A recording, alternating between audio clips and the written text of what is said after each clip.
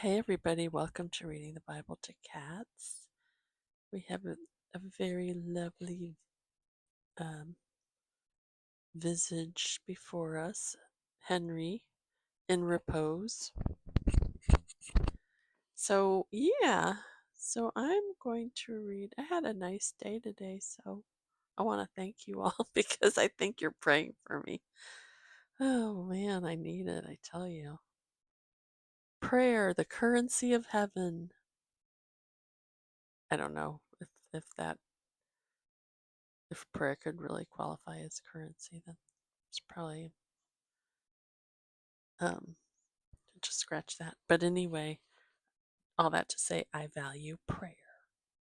So yeah, let's. Oh no, I hope Henry doesn't leave. I think he sees a gnat. Oh, he might. Henry, Henry, don't pay any attention to it, Henry. Henry. Okay, never mind. I think unfortunately he's distracted. Oh no, we lost him. He'll be back. He'll be back, everyone. Don't worry. Well, until then, I guess you can just look at the pillows. Sorry. Somebody'll come back, either Guster or Henry.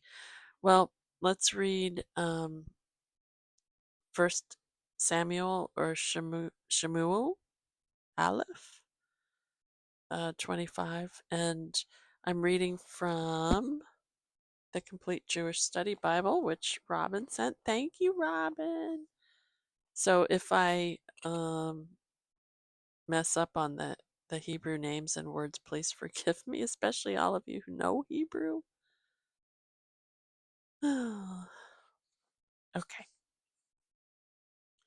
Samuel died. All of Israel assembled to mourn him and bury him at his home in Ramah. Then David set out and went to the Paran desert.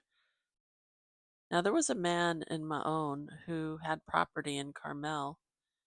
He was very rich, having 3,000 sheep and 1,000 goats, and he was shearing his sheep in Carmel. The man's name was Nabal, and his wife was named Abigail. The woman was intelligent and attractive, but the man was surly and mean in his actions. He belonged to the clan of Caleb. David, there in the desert, heard that Nabal was shearing his sheep. David sent off 10 young men with these orders: Go up to Nabal in Carmel, and bring him greetings from me. Say, long life and shalom to your household, and shalom to everything that is yours. I've heard that you now have shearers. Your shepherds were with us for a while. We did them no harm, and they found nothing missing all the time they were in Carmel. Ask your own men, they'll tell you. Therefore, receive my men favorably, since we have come on a festive day. Please give what you can to your servants and to your son, David. On arrival, David's men said all these things to Nabal in David's name. When they had finished, Nabal answered David's servants, Who is David? Who is the son of Yishai? There are many servants nowadays running away from their masters. Am I supposed to take my bread, my water, and my meat that I slaughtered for my shearers and give it to men coming from who knows where? So David's men turned around, went back, and came and told him everything Nabal had said. David said to his men, Buckle your swords on, all of you. Each one buckled on his sword. David too. And there went up after David about 400 men, while 200 stayed with the equipment. But one of Nabal's men told Abigail, his wife, David sent messengers from the desert to greet our master, and he flew on them in a rage. Even though the men had been very good to us, they didn't harm us. And we found nothing missing during the entire time we went with them while we were out in the countryside. They served as a wall protecting us day and night all the time we were with them caring for the sheep. So now decide what you are going to do, for clearly harm is on its way to our master and all his household, but he's so mean that no one can tell him anything. Abigail wasted no time in taking 200 loaves of bread, 2 skins of wine, 5 sheep already prepared, 6 quarts of roasted grain, 100 clusters of raisins, and 200 fig cakes, and having them loaded on donkeys. Then she said to her young men, Go on ahead of me, and I'll come along after you. But she didn't tell her husband Nabal. She was riding her donkey down past the hiding place in the mountain when David and his men descended toward her, and she met them. David had said, What a waste it has been guarding everything this fellow has in the desert, so that nothing of his was missing. He has repaid me bad for good. Then he swore, May God do the same and more to David's enemies if I leave alive even one male of everything he owns. When Abigail saw David, she hurried to dismount from her donkey, fell on her face in front of David, and bowed down to the ground. Having fallen at his feet, she said, It's all my fault, my lord, all my fault. Please let your servant speak in your ears and listen to what your servant says. Please, my lord, shouldn't pay any attention to this worthless fellow Nabal because he's just like his name. Nabal means boor, and his boorishness stays with him. But I, your servant, did not see my lord's men whom you sent. Therefore, my lord, as Adonai lives, and as you live, inasmuch as Adonai has kept you from the guilt of shedding blood and from taking vengeance into your own hands, therefore may your enemies and anyone seeking your harm be as worthless as Nabal. Meanwhile, let this present which your servant has brought to my lord be given to the men in my lord's service, and please forgive the offense your servant has caused, because Adonai will certainly establish my lord's dynasty. For my lord fights Adonai's battles, and nothing bad has been found in you all your life long. Even if someone comes along searching for you and seeking your life will be bound in the bundle of life with Adonai, your God. But the lives of your enemies he will fling away as if from the pouch of a slingshot. Then, when Adonai has done all the good to my Lord that he has said about you and made you ruler over Israel, what happens here will not have become an obstacle to you or a cause for remorse to my Lord, neither that you shed blood without cause, nor that my Lord took vengeance into his own hands. Finally, when Adonai has dealt well with my Lord, then remember your servant. David said to Abigail, Blessed be Adonai, the God of Israel, who sent you today to meet me. And blessed be your tactfulness, and blessed be yourself for having kept me today from the guilt of shedding blood and taking vengeance into my own hands. For, for as Adonai, the God of Israel, lives, who has kept me from harming you, if you hadn't rushed to meet me, not even one male would have been left to Nabal by morning. So David received from her what she had brought him, then said to her, Go up in peace to your home. I have listened to what you said and granted your request. Abigail came to Nabal.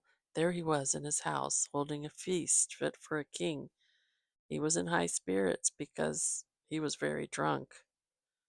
So she told him nothing whatever until the next morning. In the morning, when he was sober and his wife told him what had happened, he had a stroke and became as motionless as a stone. Some 10 days later, Adonai struck Nabal and he died. When David heard that Nabal was dead, he said, "Blessed be Adonai for having taken my side in the matter of Nabal's insult and for having prevented his servant from doing anything bad. On the contrary, Adonai has caused Nabal's bad deeds to return on his own head." Then David sent a message that he wanted to make Abigail his own wife. When David's servants reached Abigail in Carmel, they said to her, "David has sent us to you to bring you to him to be his wife." She got up, bowed with her face to the ground, and said, "Your servant is here to serve you, to wash the feet of my Lord's servants." Abigail then hurried, set out, and rode off on a donkey, with 5 of her female servants following her. She went after David's messengers, and she became his wife. David also took Achinoam of Yisrael. Both of them became his wives. Meanwhile, Saul, had given Michal, his daughter, David's wife, to Palti, the son of Laish, who came from Galim. Okay, everybody, that's the end of Shemuel Aleph, 1 Samuel chapter 25. That was an interesting story. Interesting. Yeah. Abigail, was married to an abusive man, it sounds like. And God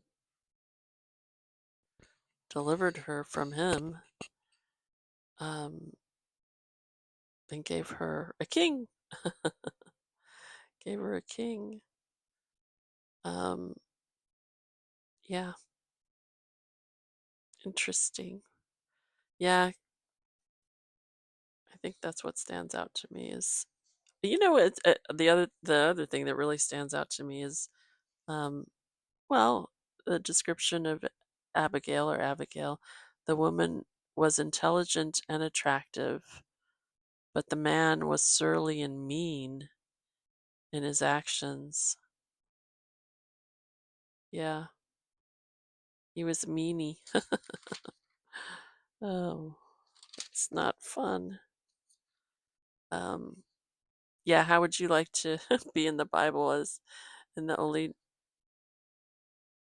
description of you would be that you were mean? I don't think that would be awful, wouldn't it? Oh, and then he had a stroke. Oh, that's not good. Yeah, he was mean. He was a mean man. But then King David almost committed a big boo boo by, just wanting to kill. But Abigail, she was intelligent and she was able to, you know, she was able to overcome that. And then she ended up marrying the soon to be king. Um, but yeah, yeah. I mean, I guess the key thing is that God, you know, was looking out for her. At least for me, that's what I take away from this. Okay, everybody, I'm sorry we don't have a cat here, but you can just imagine one. I can't shepherd the kitties. Shepherding cats, it's just not. I just had an image in my mind of like a shepherd and a flock of cats. And yeah, that just isn't anything you'd see except on AI. Maybe if you did an AI generated image, you could see that. But uh, yeah, so they're not working right now. They are looking for I think it was a little gnat that's flying. Anyway, um, okay, everybody. Well, let's say a prayer. I feel like I have something on my mind, but I that I wanted to share, but I feel like there was something I wanted to share today, and totally forgetting what it was. Hmm. I've been kind of distracted lately. Um, so yeah, let's just pray. Let's just pray. Adonai, Lord, thank you for your word and for your promises. Thank you for helping me to really work on taking your promises to heart. You know, all those Bible verses that combat fear, and you really don't want us to be afraid, don't want us to fear. You always say, be strong and courageous, like Abigail was. She was very strong and courageous to confront an army, basically. Um, but yeah, so thank you for your word. Thank you for your promises. Thank you for the just communicating with us through your word and through your spirit. Um,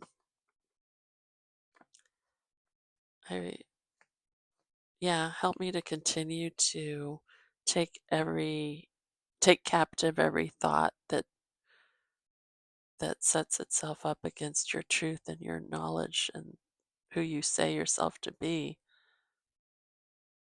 And I pray for my YouTube friends and people out there who need strength or courage or reassurance that you love them and that you are good. The world has gone a little mad, but I pray that you would help them to see your goodness in their lives and in the world. You know, there is, I mean, there still is goodness, even though there's a lot of yuckiness out there. But I just pray for that, Lord, and I just thank you for all the people who've ever commented and said kind things, and I really, I just want you to bless them for their kindnesses. And I pray, Lord, for the peace of Jerusalem always and the protection of Israel and for the hostages, Lord. Let them be miraculously released once and for all. And for people who've lost loved ones, Lord. It's so painful, especially when well, it's just painful any way you look at it. But then there's trauma and war. So I pray for people who are hurting because of war, trauma, and I pray for the animals. Just ask you to draw near to them, Lord. I pray for my friend in Iran who messaged me saying, a few days ago, just saying, I'm scared. I pray you protect her and all the little girls under her care. She teaches art to them, and that you keep her safe and the little girls safe. And I don't know exactly what's going on in Iran, but I pray that a good government would be put in place. And I pray for um, just Israel for protection and for people to be free of all this uh, pain. But we know ultimately that will come when Yeshua returns, when Messiah returns, when you return Jesus to make everything right. But until then, you do call us to pray for peace. So that's what I pray for, especially the peace of Jerusalem. So many things are so prophetic in your word. What you say does come true, does happen. It's just a fact.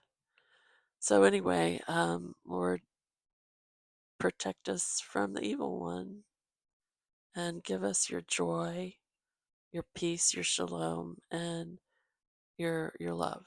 And I pray for everybody. Uh, I pray for my country. I haven't been watching the news. I don't really know what's going on.